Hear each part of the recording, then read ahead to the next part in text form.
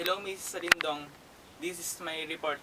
Graph y is equal to sine x. The maximum is 1 and the minimum is negative 1. The period is 2 pi over b or 2 pi over n or 2 pi.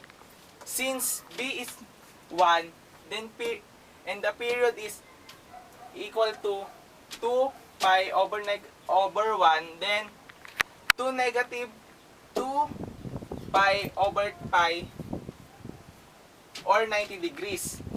0 plus 90 is equal to 90. Then 90 plus 90 is equal to 180. 90 plus 180 is equal to 270. Then 90 plus 270 is 360. Lagyan ng dot is yung 0.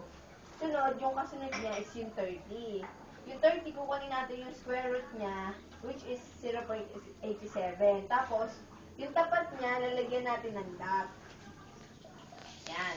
Sunod, yung 45 degree. Lalagyan natin siya ng dot, ng square root ay 0.71. Sunod, yung 60. Yung 60, ang square root niya ay 0.85. Tapos, yung 90, yun yung 0. Siya na yung dito. Tapos, yung 120 degree, siya yung negative 0.85. Yan, lalagyan natin siya ng dot dito sa baba. Tapos, yung 150, negative 0.87. Dito siya. Dito siya. Yan. Sunod, yung 180. Negative 1. Yan. Tapos, yung 270, ang square root niya is 0. Kaya, ang lalagay lang natin sa kanya sa tapat niya.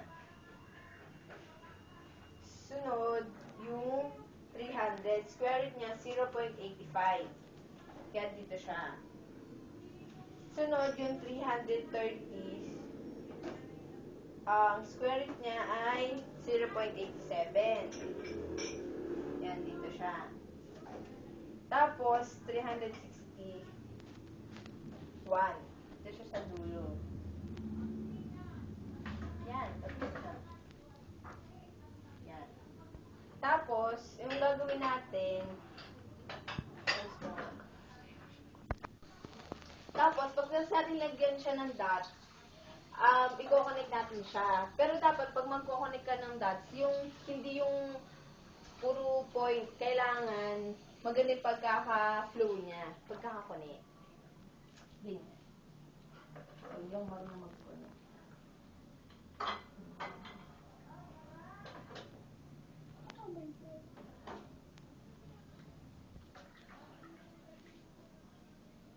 Tapos, ito.